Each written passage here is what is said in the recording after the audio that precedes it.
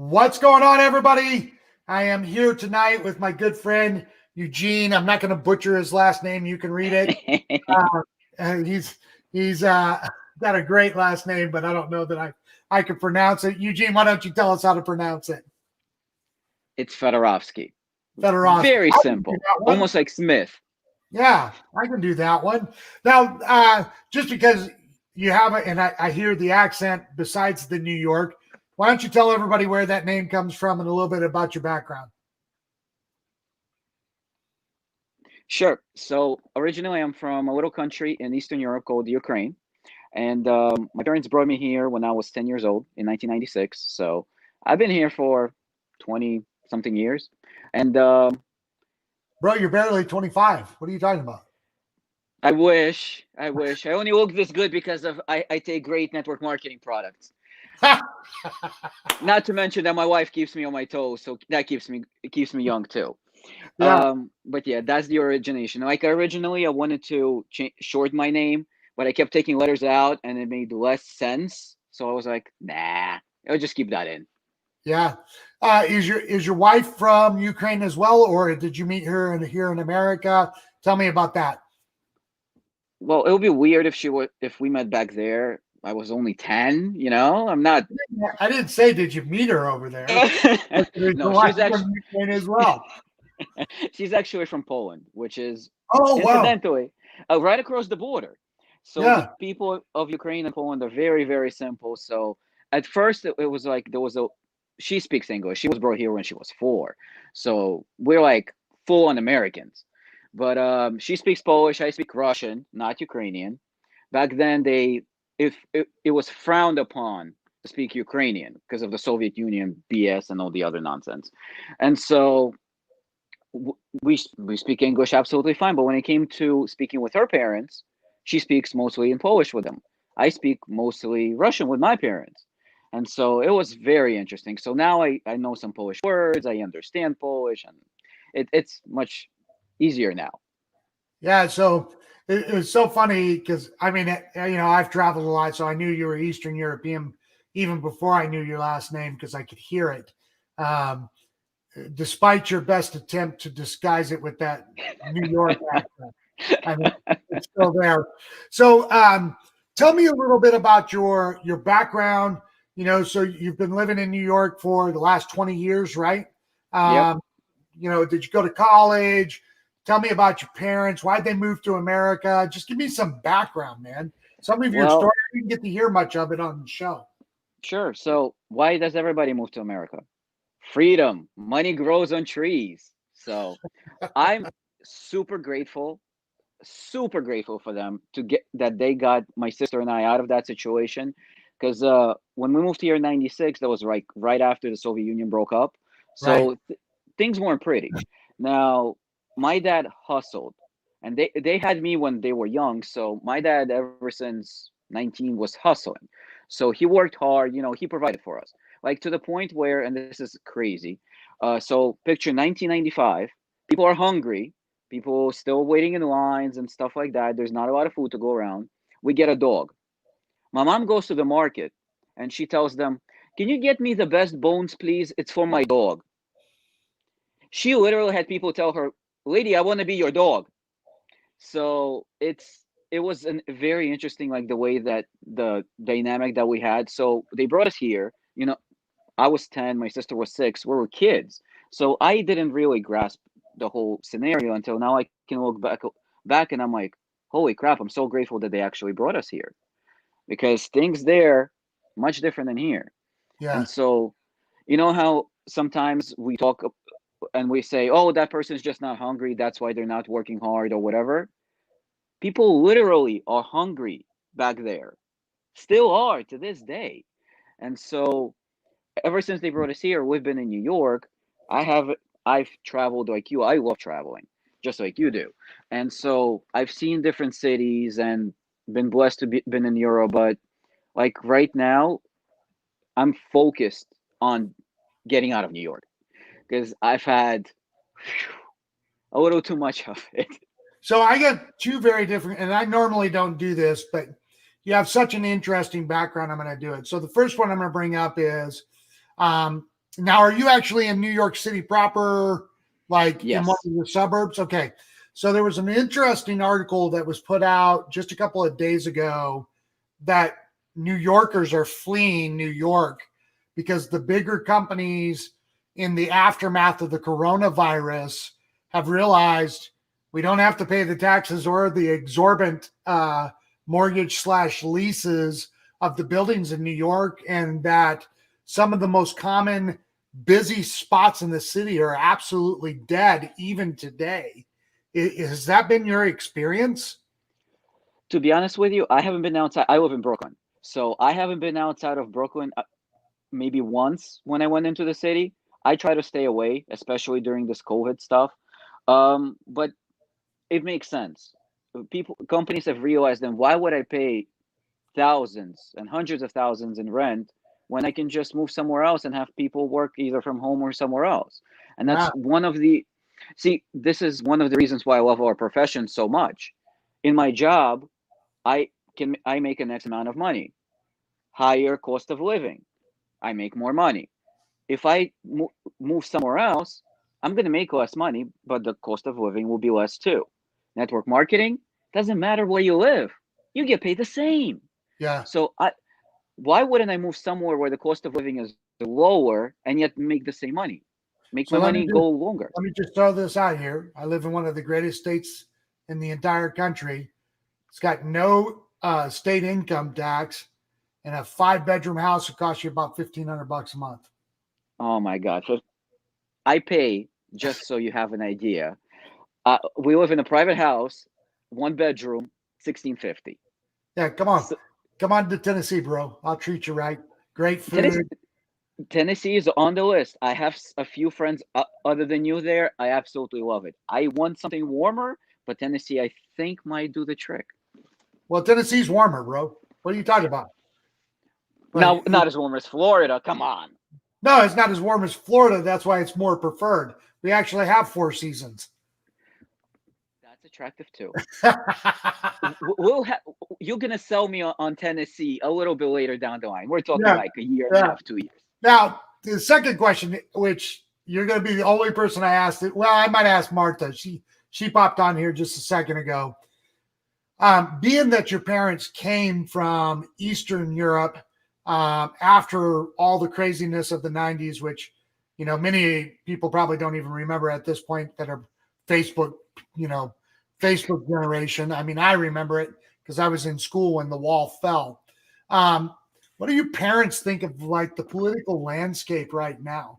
Coming out of that background, it's got to really be shocking to see some of the stuff going on.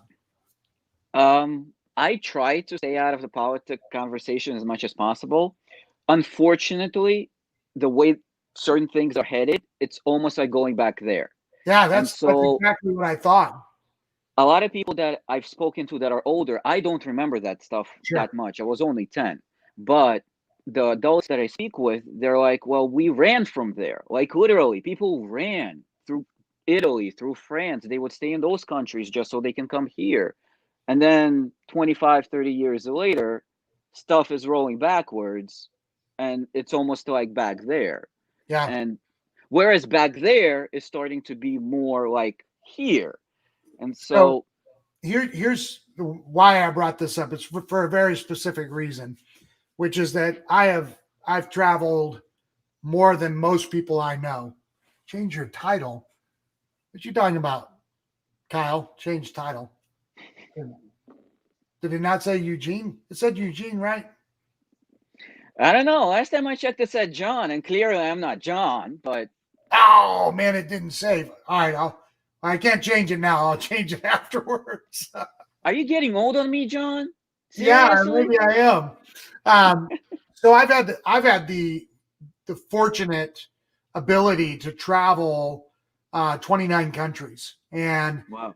I've been to some of Eastern Europe. I haven't been to Russia or Ukraine yet, but I've also been to Venezuela. And so through the travel, I've been able to meet people that have an experience.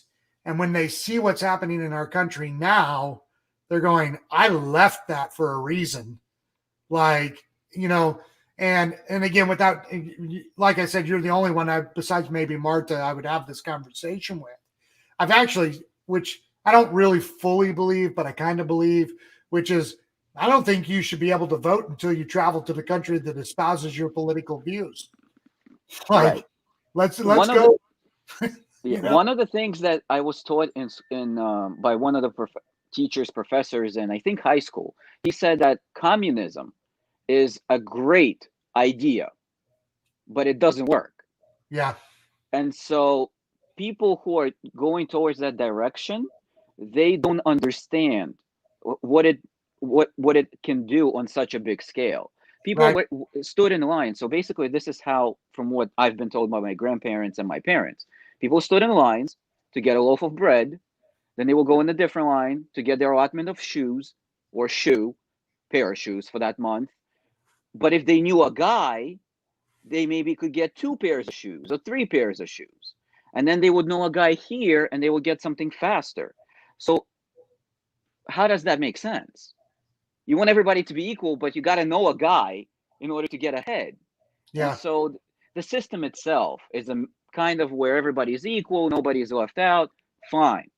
But that strips it strips the human nature to be better, to strive for something better. And Yeah. I've had a conversation with one person who, and again, I hate talking about this, but I have to.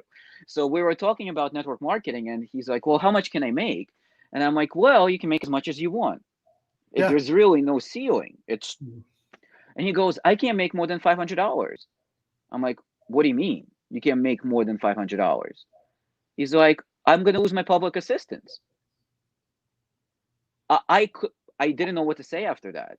I'm like, you have the capability of making 1,000, 2,000, 3,000, whatever, and you don't want to make more than 500. Yeah. And that's the kind of stuff that would happen in a scenario like that. So It's gotta be kind of odd for you and your wife.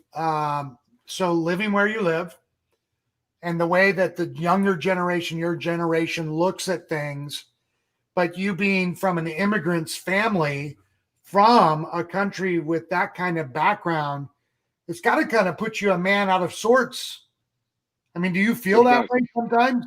I do, because unfortunately, people in New York, exactly what you said, exactly Yeah. what you said. And lucky for me, I live in a neighborhood that's slightly older, so they Yeah. encompass what America is. Yeah. Let's just say, let's put it that way. So they're hardworking. They like to go outside. They like to talk to neighbors. Things like that. It's like I live in an area that I call a suburb, even though it's inside the city. We chose this area on purpose because of that. We have a huge park where we can walk with our dogs, and people are more or less friendly to each other, which is unusual in New York, sadly. Very unusual. So yeah. So the crowd I tend to hang around is older, Older. so they do share more or less along the Yeah. same opinions. Now I I think, welcome the other opinions. yeah. So, Mark Twain said this, that the cure for racism and bigotry and narrow-mindedness and all of those things is travel. And for you to have the background that you have with your parents and your grandparents, it's so important that I think we begin to explore people's viewpoints from people who have actually lived through that stuff, because it really does make a difference, right?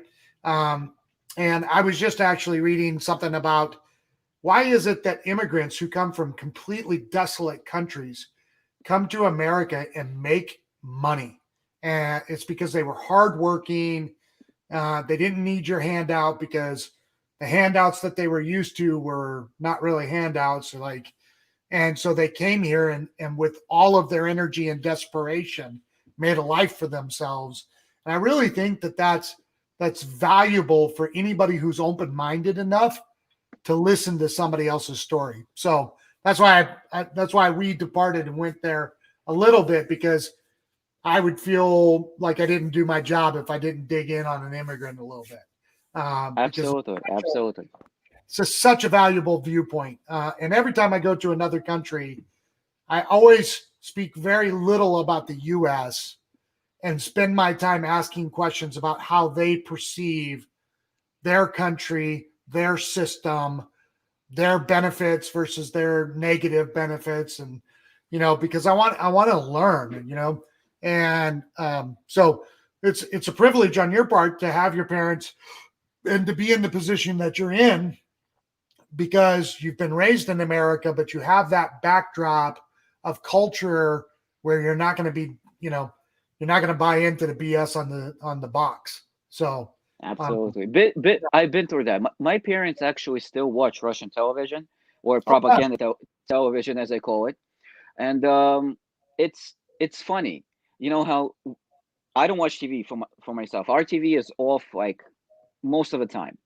And so when I come over to their place and I see what's on, I'm like, oh my God, their media skews one way.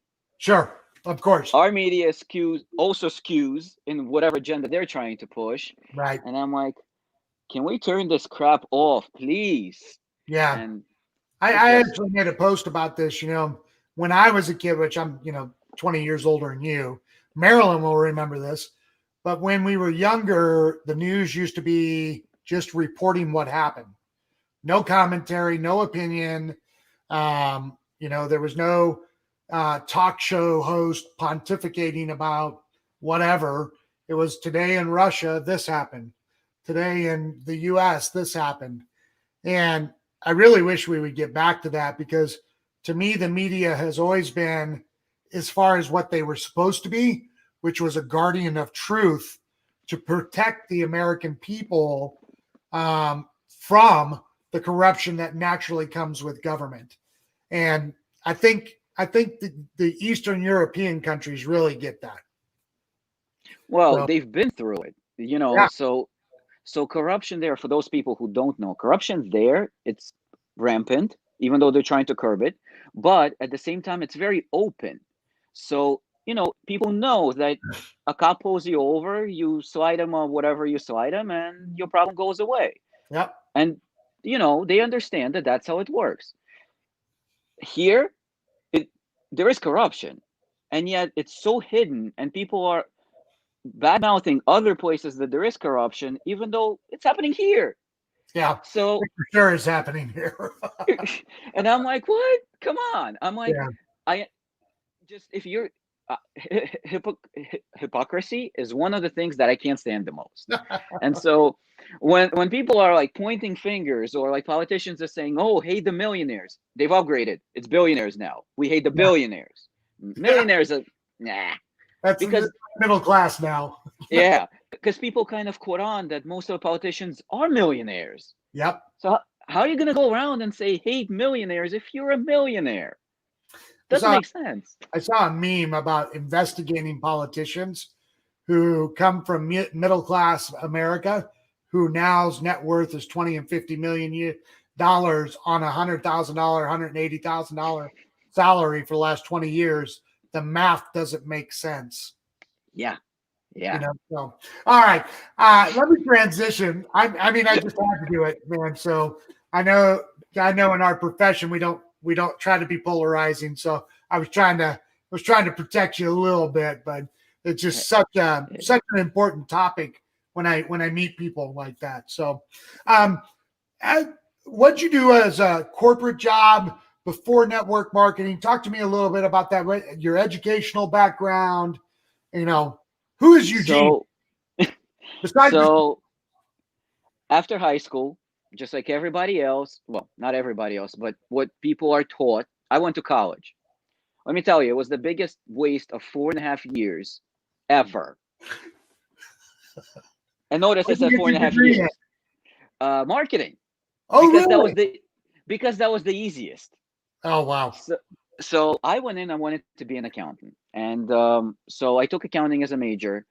I had a professor that was a burnt out accountant. We had 2 tests. It was terrible. So I was like, okay, well, let me see what else I may want to do. So I took management, finance, and marketing. Marketing called for me. It was not only was the easiest, to me, it was the easiest perceived topic, but it was also the most fun. And so I took marketing. what nobody told me until like the very last semester was that college is really for networking. College is not for getting education, so to speak. Right. I didn't know that. So I was the kind of person who went into school. I didn't get very good grades because I went to the library to study. I sat in the comfortable chairs and I would fall asleep. But so I was in and out.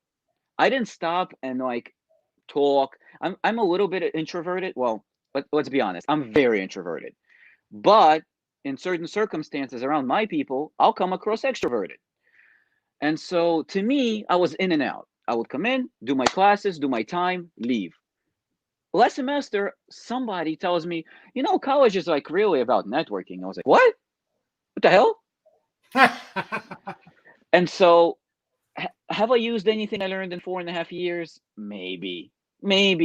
But I wish I knew that it would be a waste. So I would have, because I worked through the whole time. I worked full time and I went full time to school. And so I could have just skipped those 4.5 years. But I don't want to discourage anyone out there. So, as Right. for, and so I've been working since I've been 17 in the same job. So yeah, I've had two jobs my whole life. My first one was like for a few months. My mom hooked me up, and then my dad hooked me up with the second one, and I've been there ever since. So it's a small family-owned business, and so I like it. It has its moments, it has its stressful moments, but I'm pretty loyal person, and I like where I am. I wasn't a huge fan of change up until very recently, and that was one of the things I learned from the Higdons, is that change is good. Because to me, I looked for that. I thought stability is good. Stability, predictability. I go to the same job. I always say, how they say there's no such thing as job stability. Was that job stability? Is it called, or Security. job Security. security? Thank you. So sorry, immigrant. So I've always said that company starts shit hits the fan, I'll be the second to last person out that door, right Right. before the boss. And so that was my thing. Job security. Why would I, want to rock the boat and stuff like that? So here comes Ray Higdon, and he's like my mentor, my idol, whatever kind words you want to throw at it fits him. And so he goes, change is good, complacency is bad. And I'm like, wait a minute, what are you talking about? How can that be bad? And then I kind of started understanding what he means. When you get complacent, like you're either growing or you're dying. Another thing I learned from him. And so I want to be in growth, and growth happens outside of that comfort zone. And Absolutely. so, and that was part of the reason why I went on the show. I don't want to go. I didn't want to do it. The first cut, so they put a deadline, and I'm like, nah, I'm good at my job. I'm good here. I'll stay here. Then they extended it.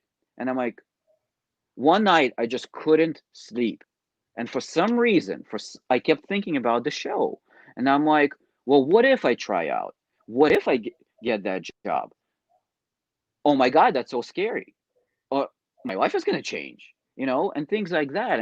And I kind of snapped into the thing. I'm like, well, if I don't try to do something to change it, I'm not growing. And so that's why I found it like a sign from the universe that they extended the deadline just for me. I took it as a sign. And so I applied, and I was like, I have nothing to lose. So they take me, fantastic. They don't take me, fantastic too. I tried. And Yeah. so I got in for the audition. So it was one of those things that I started getting uncomfortable, and that was all because of Ray. Yeah. So that's a good segue. So loyal guy, stable guy, working one of two jobs your whole life, which is pretty crazy, pretty impressive, right? Why network marketing? And what did your family think when you made this shift into sales and network marketing? Like, tell me a little bit about that. So I never knew of this thing called network marketing. There are people out there who don't know what it is. So Right. anybody who thinks every American knows about it, it's stigmatized, blah, blah, blah, that's not true. And so I always thought that you either work for somebody or you own your own business. There's nothing else in between, which Network marketing is you owning your own business, but it's a little different model. Sure. And so I get a phone call from a friend of my dad's, and I used to hang out with my parents all the time, go to parties with them, and I would hang out with the adults versus with the kids. And so I get a phone call, and she's like, you're a smart dude. Come over to my salon. I want to show you something. All right, no problem. I have rapport with her, so I go over. I get this presentation, and I've never been to a presentation like that before, and I'm skeptical as heck. I, I'm looking, and this was 12 years ago, so there was no fancy videos. Maybe there was, but I was given a presentation in a binder, and so the person who's giving me the presentation is going through the binder, and I'm like, I'm picking at the points that I can be most skeptical at. So I'm being told this story about a lady. It's a true story. I spoken with her. I know it's a true story now, Yeah. but I didn't know it was true back then. And so he goes, well, this lady was a cleaning lady, and she worked. I think she came from like somewhere in Latin America or Southern America, and she didn't speak English, but she was a cleaning lady, and somebody brought this business to her, and now this is her house, huge mansion. This is her Mercedes. So I'm a car guy. The car that she had, the Mercedes she had, was like the basic Mercedes you can get. And my skeptical mind is like, that's a bullshit story. How can they be? How can somebody living in a mansion, supposedly, have a basic Mercedes? Right. So that's what my skeptical mind thought. But I joined because I thought about it when I went home, and I'm like, well, what are my options? I'm like, I really want to make some extra money, and that's what I did it for. I wanted the extra money because I didn't want another job. And so I wanted to do this at my own pace, at my own time, and I didn't want anybody telling me what to do because I had enough of that at work. And so later, fast forward 10 years later, I took one of those tests that tells you about you. Again, immigrant, forgot the word for it. And so um, in that test, I found out that I hate being told what to do. Yeah. I didn't know that. And so that's the majority of my confrontations is when people tell me what to do and I think I know better than they do.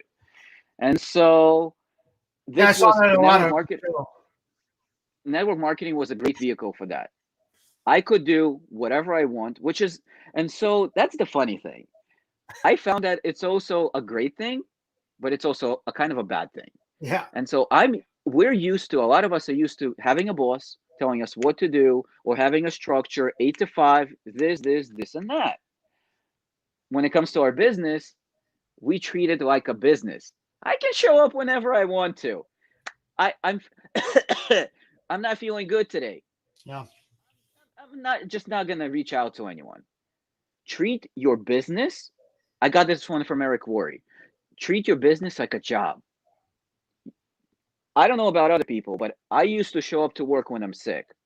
Now, look, I don't think they would allow me through the doors if I came in sick, but I would be that person because I felt like unless I'm deadly sick with the man flu where I can't get out of bed, I got to go to work because work has to be done. Yeah. And so, but I wouldn't treat my business that way. And so something would happen, and I would allow myself not to show up in my business. And so treat your network marketing business, your side hustle, whatever you're doing, like a job. Set aside a certain amount of time, whether it's half an hour, 2 hours, whatever you can do, and show up at least that amount every single day. Yeah. And I think I learned this from Ray, maybe from Dan Hockman. Have a zero base activity. That's the other thing that I have in my job. Every day, there's at least something that I do every single day. So transition that to my business. There's something that I have to do every single day, no matter how I'm feeling, no matter what happens. It might be small. I may have to scale it back every once in a while, but it's zero base. So that's where I start off. I don't start with zero. It becomes a little higher. And Sure. so that's the big difference. And why network marketing? Because to borrow from Ray Higdon, it's the lowest risk, lowest overhead way for an average person to have their own business. And It really for is. small investment. And what's the risk? You don't have to have employees. And guys, for those who don't know, you don't need to have inventory. You don't need to stock a garage like you had in the 80s. Come on, we're in the 2020. No more inventory stocking. Listen, you I don't have a even website. the 80s. Exactly. Well, listen, I heard people tell me that, oh, I can't, I'm not going to do network marketing. I'm like, okay, it sounds like you have an experience. Tell me.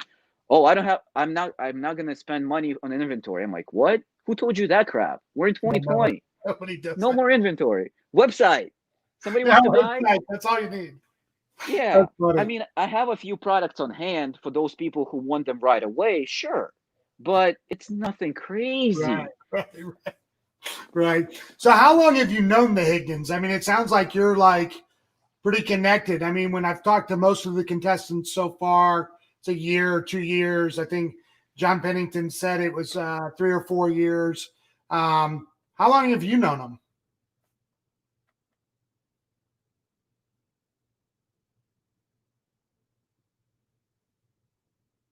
Are you still there? Did I lose you?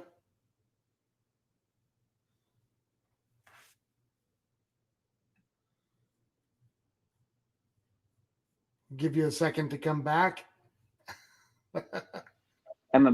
Yes. Am I back? You're back. Am I back yet? Yeah. Cool. So I've been following Ray since 2013.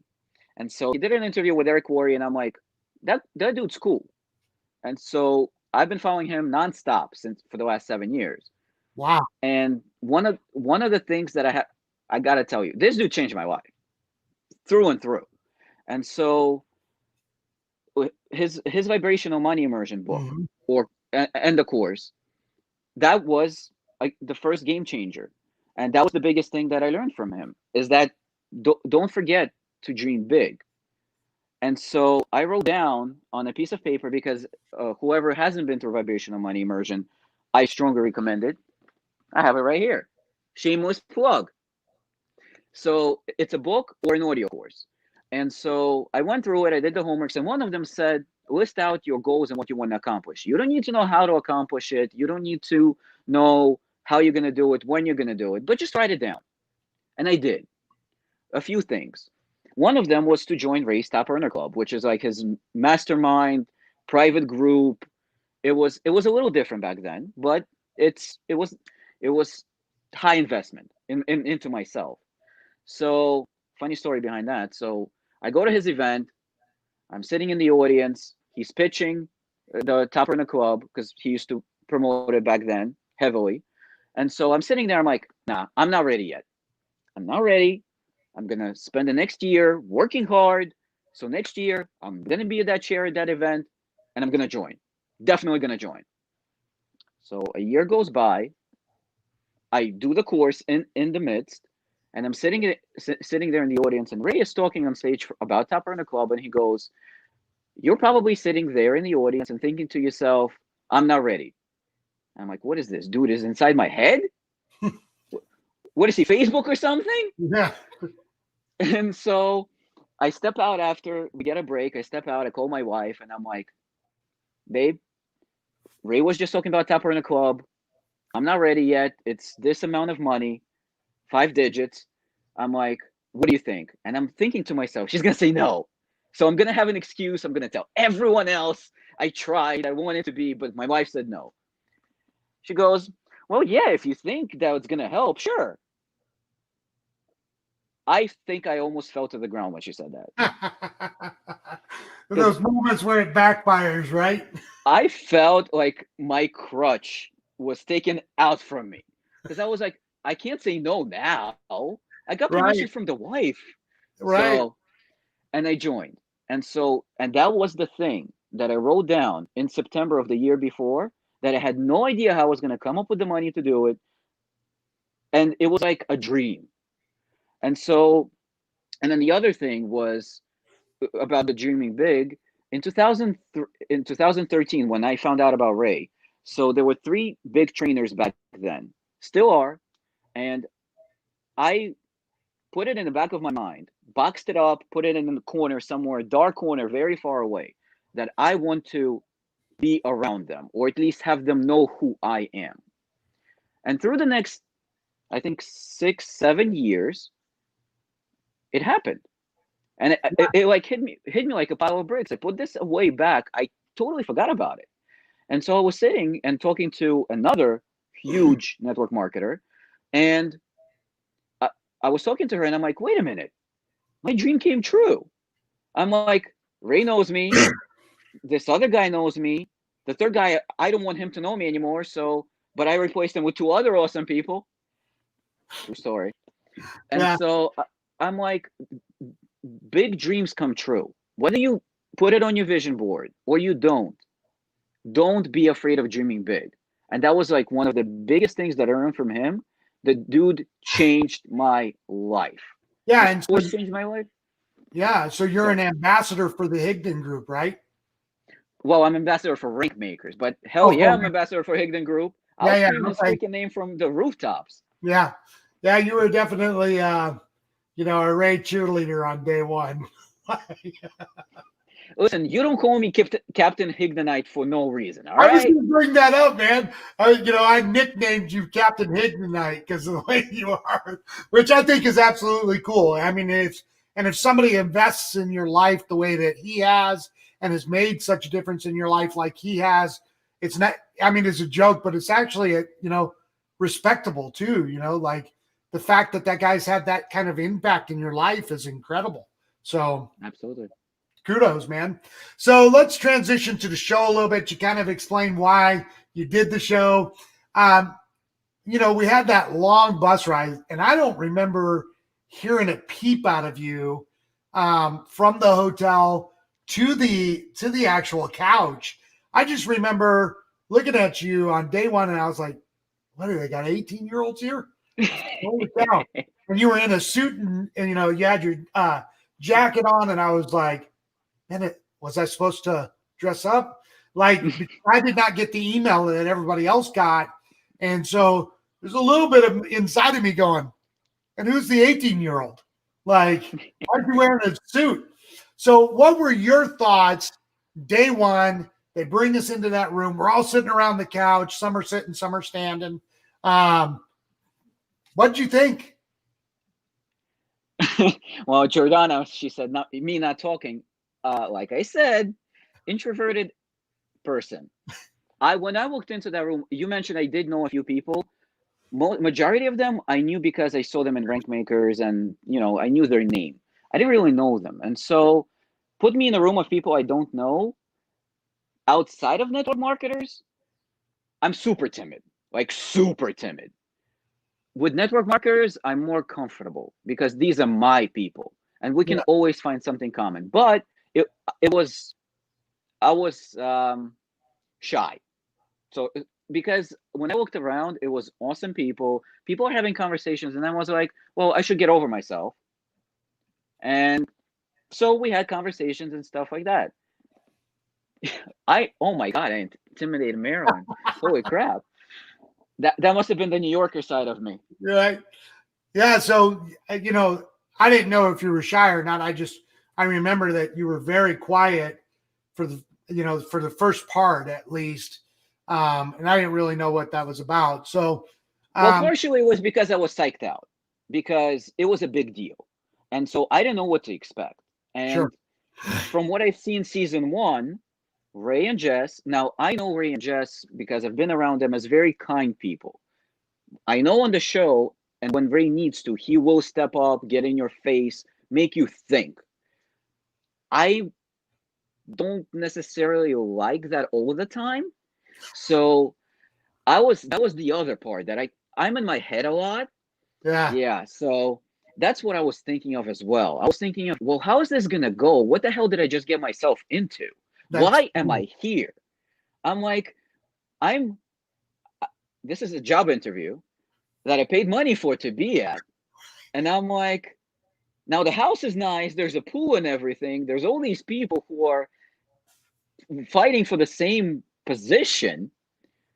And yet we're all so friendly with each other. It's like, what the hell's going on?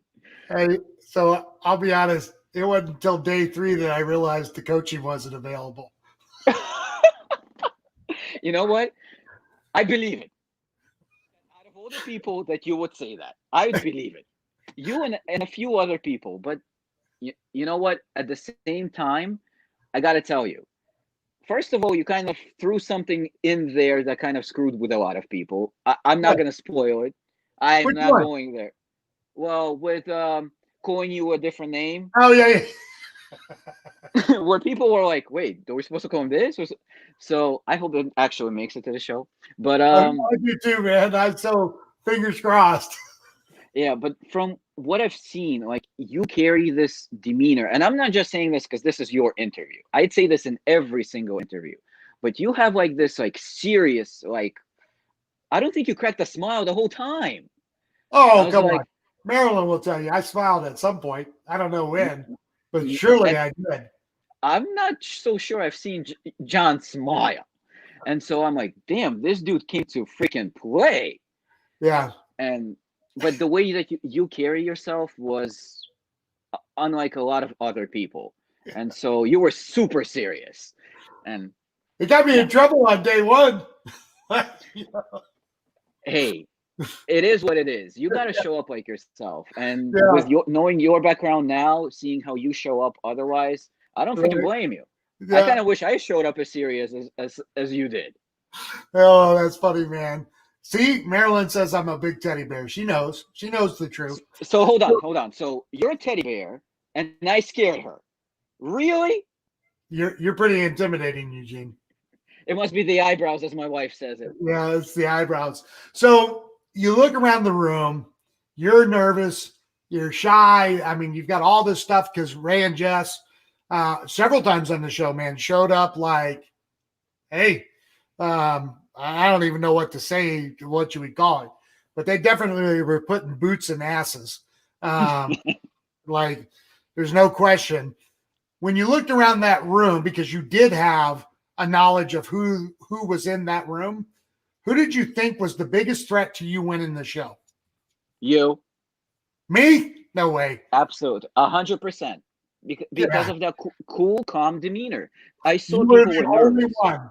You were the only one out of everybody in that show because everybody else swore that I was gone on day one. You know what? I from your as soon as I found out what you did, the climbing of the mountains and Oh the yeah, army ranger stuff, and I'm really dumbing it down, but you were gonna show up the way you show up in those things, and yeah, people don't get those things and those accolades by showing up weekly. yeah. And so some people talk a big game. You don't talk a big game. You just show. And that's why I would say that I was, well, physically also kind of afraid of you the most. I mean, Bro, my but then belly. you're a cute teddy bear, as I'm a, Marilyn put it. So I am a cute teddy bear. We're gonna go with Marilyn's description, not yours. Hold on. Let's see what she just said. Sleep. Oh yeah, sleeping on the couch. You know, I got some tricks up my sleeve.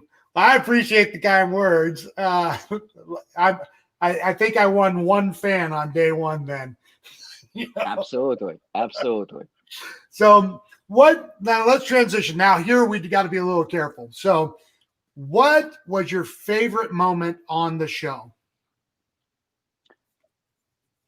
On the show itself, from probably what's going to be shown, was actually the very like last moment when the winner's announced, because that was the epitome of all the hard work that was put in.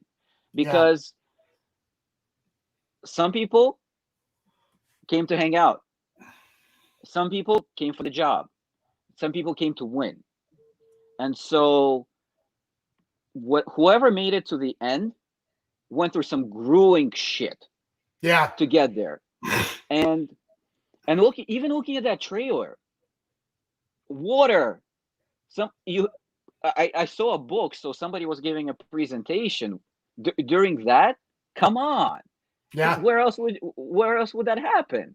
And so when that winner was announced, first of all, everybody sighed because we're done with this. No more craziness. But from the other, it was like a relief that somebody overcame all that nonsense and climbed that mountain. And so that yeah, was my favorite moment. What I loved about the show the most, now I know you didn't ask this, but I'll throw it in there, was two things. One, we were all supposedly fighting for one job, and yet we came away closer, like a family. Yeah. And I haven't seen that happen anywhere outside of network marketing. For But real. so, we see this a lot, or I see this a lot. Ryan can kind of attest to this as well, that you see it a lot in the military. And there's two ways that lifelong friendships are made. And it's a statement that we have in the Army. It's blood and beer. And what I mean by that is not literal blood and literal beer, but it's the sharing of basically a suck fest, which on many occasions that show was. So when you suffer together, it creates a bond that nobody else is a part of. Nobody will understand season 2. And, when you look at season 1 compared to season 2, not necessarily that our season was better. It was. I'm sorry, what? Not necessarily. Well, I try to give the season 1 some people just a little bit of hope. Shots fired. Hashtag shots fired. But it was completely and totally different. Like nowhere even remotely the same. And there's no way to go through everything that we went together on that show through and not create long lasting bonds. Just doesn't Absolutely. happen.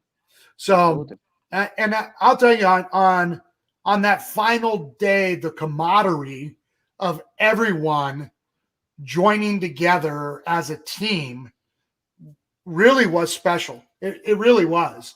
And I'll always look back on that day as one of the highlights of the show, just because of the unity of everybody. There was no more teams. There was no more me versus Eugene or Eugene versus Kyle or any of that kind of stuff. It was, we have one unified purpose, and it was impressive, man. Absolutely. And it wasn't like Survivor, for those who watch Survivor. Yeah. I used to watch it way in the beginning where people would form alliances, and then they would, as soon as that other person turned and they didn't serve him anymore, it was, that's it, goodbye. They would piss right behind them.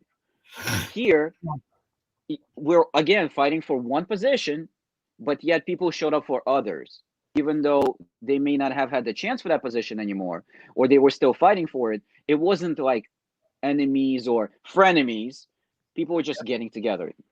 Yeah, there was some team stuff that took place, but I agree with you. I did not ever get a sense that I had to worry and watch my back. Like I never got that the entire show. Everybody was so, even though, like you said, it was competitive and people were jockeying to win. I really felt that I could have left my wallet on the table with a couple $1,000 in it, and it'd have been there when I got back. That's what people were doing. They were leaving their bags and phones and cameras and stuff like that. Yeah, for sure. And this is what society should be like. Yeah. So I think I already know based on some of what you've said already, but what was the most nerve-wracking experience on the show for you? Waiting to go into waiting to go talk to Ray and Jess. Let's put it that way. Simply because I knew that there was a bunch. Who was more intimidating to you, Ray or Jessica? This is going to surprise you. Neither one of them. Oh, okay. It was absolutely opposite of what I expected. I don't want to spoil it because there might be a point in the show where it's on there, but they did this is why I love them so much. They do what they have to do. And so if it means yelling at you, they will yell at you. If it means saying things to pull you out of yourself, they'll go there. Yeah. They're not afraid of doing it. And they're not afraid of looking like assholes, jackasses, looking mean. They will do it because they're standing for you. And if they don't do it, if they don't pull it out of you, you may not pull it out of yourself. And so I totally, by the end, because I went in with only having seen Ray on Free Coaching Fridays. I knew some people who knew him very well, who you and I share some of those contacts. But I really did not know them And of course, they do have an agenda. They wanted to hire somebody. Obviously, he's building his empire. But I was really impressed with not only their generosity as we were fundraising and helping other people out, but that he truly did freaking give a damn. Like he really, it wasn't like if you got, not you personally, but just in general, if you were a contestant who got eliminated on day one, it wasn't like he wrote you off and was like, you suck, I don't want to deal with you. Like I watched him throughout the course of the week continue to invest with people who had been eliminated. And I've watched him since the show. And I personally have become more and more impressed with them as a unit and as a company, and with Mary Kate, just everything that's really happened. Because when she said that, I kind of, on the inside, I was like, yeah, everybody says that about their boss. Like, get out of here. When she made the trailer, like these people have perfected the art of culture, but they really did in 5 days. They replicated that culture on the show. And absolutely, with human behavior, you don't do that in 5 days. That culture takes time, but they did it, man. So they've had a lot of practice. I mean, the kind of stuff that they did with rank makers, it wasn't heard of before. People said that he was crazy to do that. $20 a month for daily training, accountability, all that stuff. Crazy. Yeah. Crazy. But he did it. It really was. Because they're the kind of people who really want to make an impact. Some people say because it sounds nice. They do. Yeah.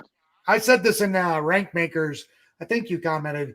So I've spent the last 20 years of my life training the most elite men on the planet. By far, I would stack these guys up against anyone. So I have been around excellence forever. And I think that Ray has to be one of the top people I've ever seen. The way that he dissects things, the way that he is emotionally engaged, the level of professionalism he brings in this industry. And that wasn't just to get people to go sign up for his Rank Makers Live virtual. Like I believe that after having experienced it and watched it, and then now being a part of it, because I came in as an outsider, I don't feel that way. It's pretty impressive. So it is. People can't afford not to do it. If you're in network marketing and you're serious about building your business, you can't afford not to spend $20 a month. I'm going to disagree with you a little bit. I don't think it matters if you're in network marketing. True. I'm telling you, I've done sales forever.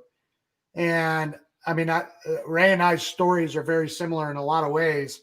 I was doing telemarketing as a 16-year-old. That was my job. I was doing online sales and I did telemarketing too. Do you know how long I lasted? How long? 2 days. I lasted a month. The guy handed me the white pages and he goes, here. I'm like, what do you mean here? You don't have like a list of leads or anything? He's like, start calling. You find a Russian name, because it was a Russian guy. He was like, you find a Russian name, you call them. This is the script. You tell them this. If they want to know more information, tell them I'll call them back. Wow. That was. And that's the one your mom hooked you up with? That was in between. I don't even count that as a job. I mean, it was only 2 days. Come on. So, trailer released yesterday.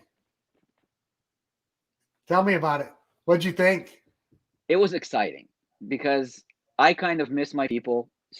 I see you guys in videos, we chat and things like that. But I was looking at it and I'm like, yeah, I'm only in the trailer once or maybe twice, but I'm like, I was there. I was in the freaking reality show.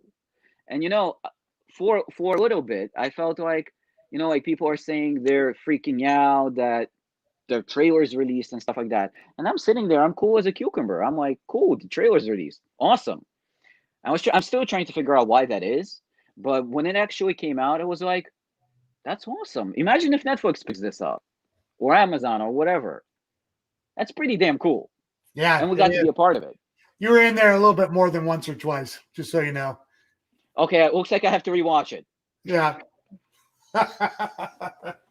So I'm glad you brought that up because there has been, and I completely understand, um, you know, um, kind of the nerves and the jitters that some are going through.